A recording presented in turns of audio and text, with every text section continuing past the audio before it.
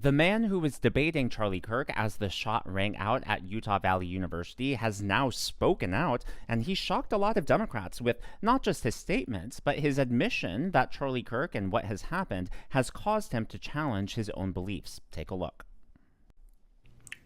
I don't know how to make this video. It's been a rough 24 hours. This last person to talk to Charlie Kirk, here's maybe a better vantage point of me. So I'll give you some background. I made a video maybe about a week or two ago, I think. I'll play clips so it's clear about what's going on. Oh my God. So Charlie Kirk just said that the suspected Minneapolis school shooter was trans. First Nashville, now this. How many times makes a trend? Probably the only way to do this is to have an ungodly amount of time to parse through all of the 6,000 mass shootings that have ever happened in the history of America. I mean, Charlie's counting on the fact that only a psycho would do all that. Trans people are surprisingly and extremely nonviolent. Now, while I was scrolling Charlie Kirk's video, I noticed that he was touring America, and he was touring universities specifically. And one of these caught my eye because one of these is the university I'm currently going to. Obviously, that university was UVU, where I currently go to school, and I'm getting a degree in mathematics in. I'm not going to show a video of what happened, mostly because I can barely watch it. But yeah, here's what I asked. I asked, how many transgender Americans have been mass shooters over the last 10 years? Too many. I said the number's 5, counting or non-counting gang violence. Pop is heard. Shout out to CNN for fact-checking me and saying I'm right. First off, you sick psychos that think this is the answer. It's not.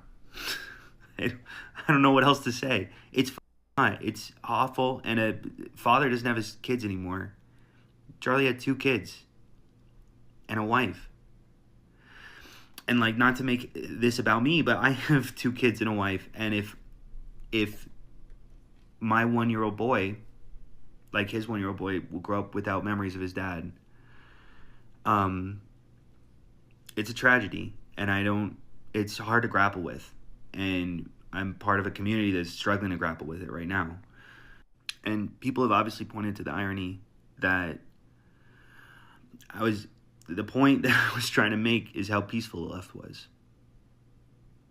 right before he got shot. And that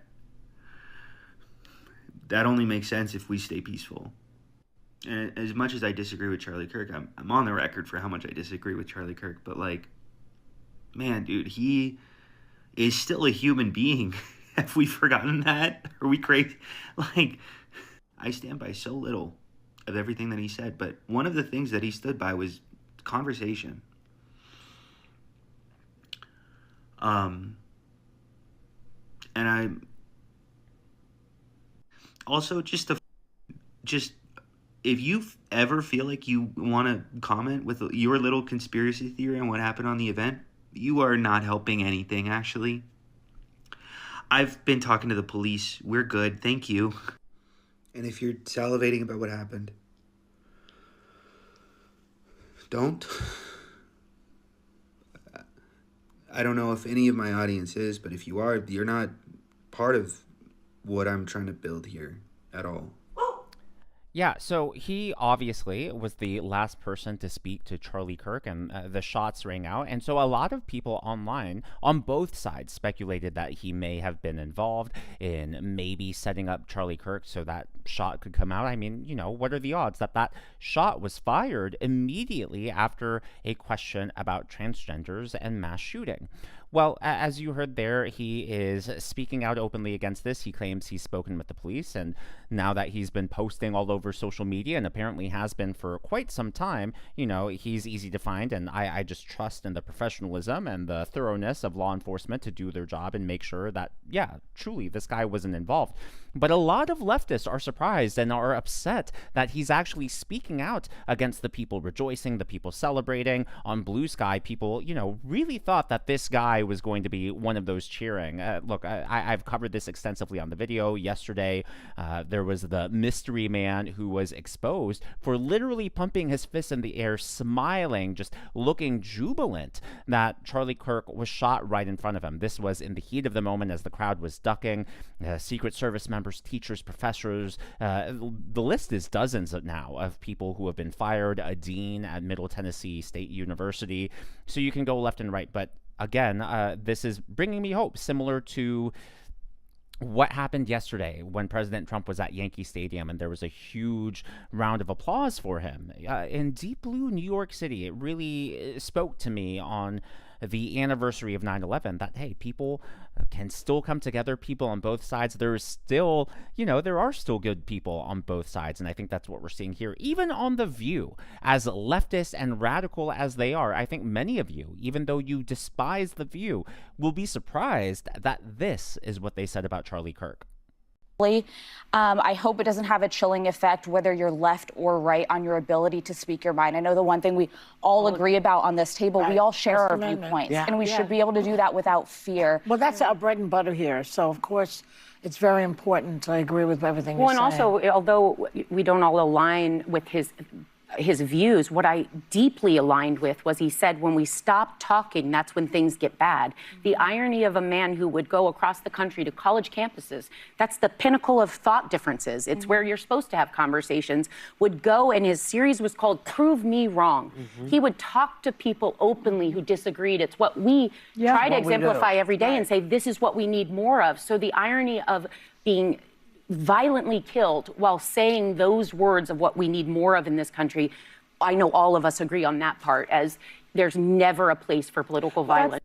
Of course, actions speak louder than words, and we'll see if the women of The View and if people in the mainstream media and the Democrat leaders do better, right? They've been calling President Trump a fascist, a would-be Hitler. They've been calling his supporters deplorables and garbage for years. As I've been saying repeatedly, I've been beating this drum. What other outcome could you possibly expect if that is the message that you're putting out there? I talk about off-ramps all the time, usually in regards to war, right? And when it comes to the Ukraine and Russia, or what's happening in Israel and Gaza, you want an off-ramp, or else the war, the violence just keeps continuing. And I think the same thing can be said here when it comes to the rhetoric and the temperature. Things need to cool down. We need to take the soonest off-ramp, or else it's hard to imagine how this gets better. Well, of course, while some people seem to have learned their lesson, that's not all Democrats. Stephen King actually got in trouble for making up a lie about Charlie Kirk. So Stephen King said, quote, he, of course being Charlie, advocated stoning gays to death, just saying. And he reposted a tweet by Jesse Waters. This, of course, is not true. This is from Charlie Kirk. I believe marriage is one man, one woman. Also, gay people should be welcome in the conservative movement.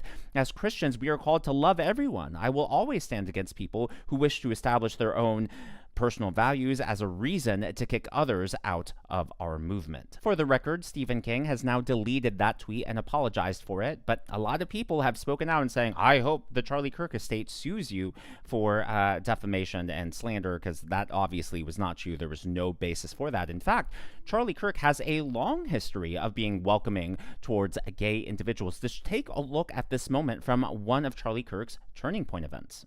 I'm a gay conservative, and I just want to ask you, what do you have to say for people like me who kind of feel like, I guess, it's kind of hard for gay conservatives because there's not a lot of us. So, like, what do you have to say to other gay people who need to realize, like, they do have a choice? Yeah, first of all, welcome to the conservative movement. I don't think you should introduce yourself just based on your sexual attractions. No, I agree. Because that's not who you are. I like to be thought of as a person, and for sure, you are a complete human being, and I'm sure you treat people well, and you're studying something. So I want to get away with this idea that you're gay anything. I just think that we have gone a long way in the negative direction in this country, where we act as if the most important part of your identity is what you do in the bedroom. It doesn't mean that much to me, but if you ask from a perspective as a Christian, I don't agree with that lifestyle, but politics is about addition and multiplication. I imagine you agree with a lot of what we talk about. Absolutely. Right? Strong borders, strong country, and for that, we welcome you into the conservative movement.